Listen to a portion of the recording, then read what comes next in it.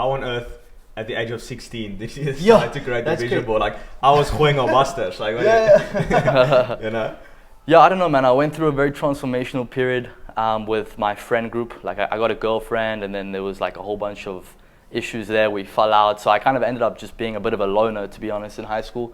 And then I'll be honest, like in the beginning, like I wanted to like make money and be successful, literally just to prove people wrong. You know, it was like a fuck you type thing. Can I swear on the podcast? Yeah. Okay. Fine. Sometimes it pops out. We'll rebuke it afterwards. Yeah. Okay.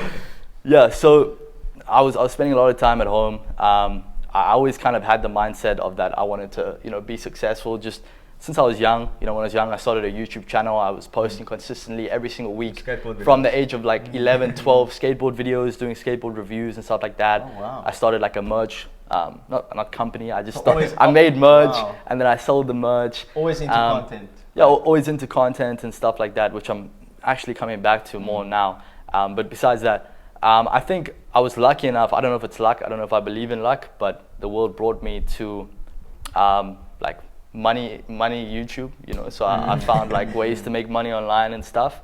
And I tried everything, bro. I tried drop shipping followers. I tried, you know, like YouTube automation, like everything you can think of. And then I ended up joining a Discord server with a guy called Pete Fogden. He's a friend of mine now. And he was making money in South Africa, running a social media marketing agency. And then I was able to just surround myself with like people that completely opened up my eyes. You know? Was this at 16? How old are you? This was like 16, 17, around then, yeah. Okay. Yeah. And it's always the, you know, you look at your age now, but what you actually need to look at is someone's entrepreneurial age. When people always say, like, when did you start? I'm like, in the womb. Like, where's like the, you know, where do you actually start? Yeah, measure like it from, yeah. When you start like actually what is start? realizing it's possible, when you start taking courses, when you start running ads, like, no, where do you actually start? I think with an agency, you could say it's when you start doing outreach. That's probably when you start, like actually delivering your services or offering your services. In dropshipping or ecom, it's probably running ads. But I don't know, man, it's interesting because you say when you start, you know, some people have had their parents gassing them up since they were 5 years old, saying you're the best, you're confident, whatever, and then they go on to be, you know, the best salesman in the world. That's also you know, very true. It's because their parents were literally instilling that belief since they were a little kid. So it's like, I don't know. Yeah, my mom was definitely like that. I could trace it back. Even Scott Galloway, he talks a lot on podcasts, and he says his biggest thing is his mom when he was younger, you know, just supporting him. Like, my mom was big, even though I didn't do well in science. My mom was like, "Yo, that's amazing." So it definitely helps a lot. Yeah, for sure. Yeah, I think a supportive immediate reality is so important, and that's why I think community mentorship is so crucial. I mean, Liam just spoke about it. I think Andre and I also in the beginning, I mean, it's difficult to take action on things if you don't know it's possible, and if your immediate reality is reinforcing the limiting beliefs that you have. You know, like, let's say if you are in an environment where people don't make 20K a month, you know, online, like it's going to be tough to try and step into that reality and create it for yourself. And so that's why I think it's so crucial to then surround yourself with people that does that. Because I know I've mentioned this as well a couple of times, but your reality is created by the collective beliefs of the people around you, or at least I would say mostly, because that's all you see, and that reinforces your beliefs. And so how has mentorship and like just self-education in general been or sort of influenced your life? You know, you're a big reader. Do you listen to podcasts, stuff like that? Yeah, for sure. No, definitely a big reader, definitely a big learner. Something that you actually inspired me to do more of. But I've been reading since I was 16 as well. Like, always had a book that I was reading. Maybe I wasn't reading a book a week, but, you know, I was always reading books. 100%, man. I mean, even just, you know, taking money and investing it into a program or mentorship, it just, like, especially if it's a large amount, it creates commitment, you know. Andre always talks about that, That's like as simple as that. Even if you don't even get much information from the course itself, if you've invested money, you're gonna like try much harder to make it work. It's you know, the choice. That's the most the most valuable. You're making that decision. Exactly. That's such a good point. We actually we're working with a consultant or coach or whatever with our community right now, and essentially Andre and I came to a realization afterwards.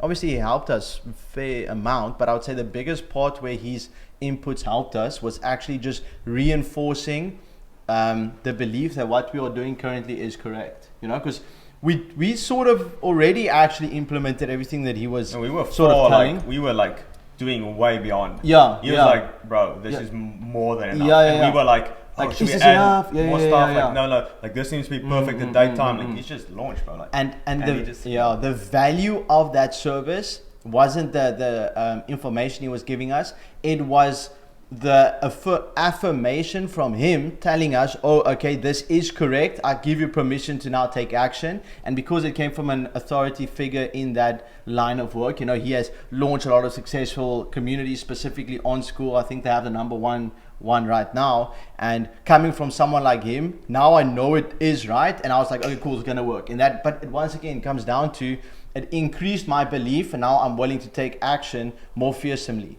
You know, I think that's also a big part of mentorship. And I mean, we have all invested in so much mentorship. Well, the reason why I'm coming back to that is because information and curated information is a cheat code. You know, it's one thing to just read books, but it's another thing to curate the information that you are reading in a specific direction. You know, if you want to make money online, just everything, and doesn't even need to be reading, like podcasts, YouTube videos, all those things. It's gonna completely catapult you above your competition, you know.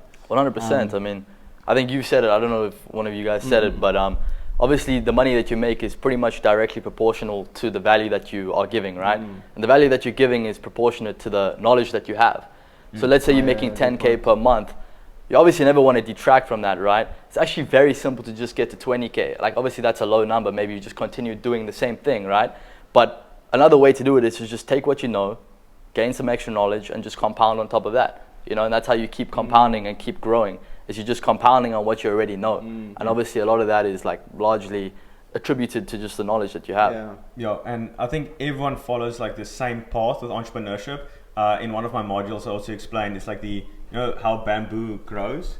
How that works? You know the story of bamboo? No. Oh, so essentially like the first, I'm not exactly sure on the time, but the first, I don't know, like 5 weeks. 5 weeks, you know, when you plant the seed, it grows like this big, right? Like a few inches. And then the last, I don't know, 30 days or so, it goes up like a few 100 feet. So that's essentially entrepreneurship. It's like the first 1 to 2 years, you're putting in all this work, all this action, taking courses, doing sales calls, doing all of this back-to-back no's, and then you just have to continue. You don't see any reward from your action, but then that's when people quit. That's also, who said this? Alex. No, it's not Alex. But like, you know, Socrates. being not satisfied, but optimistic during the waiting time, then you'll be successful. It's like taking action without seeing a reward for 12 months. That's what Alex said. You know, you have the world at your fingertips. Yeah. You just need to work without seeing the immediate results. And then like in like the second year or third year entrepreneurship journey, it's like boom. And then everyone's like, what just happened? But they didn't see the work 2 years prior. And that comes once again down to like, it's going to be difficult to take action, because I mean, essentially also what Andre was just saying now is like the fruits of your labor, there's a delayed sort of latency. Yeah, there's latency on that. You know, you take action now, but you won't see the results for maybe 2 years or whatever. And so it is difficult to continue taking action on something if you don't see the results of that immediately. And so that once again comes down to, you're gonna fail if you don't believe it's possible. And it's difficult to believe it's possible. Well, for some people more than others. Like, I think, I'm actually not sure how you are. No, I can tell Liam was just like, obviously. Yeah, well, like, Andre is exactly the same, bro. He's same. like just very, I mean, I would say it's a good thing, but he was just completely like delusionally optimistic. Like, oh, well, I'm just the best. It's just what it is. I had to see a bit of results for me to then tap into that belief.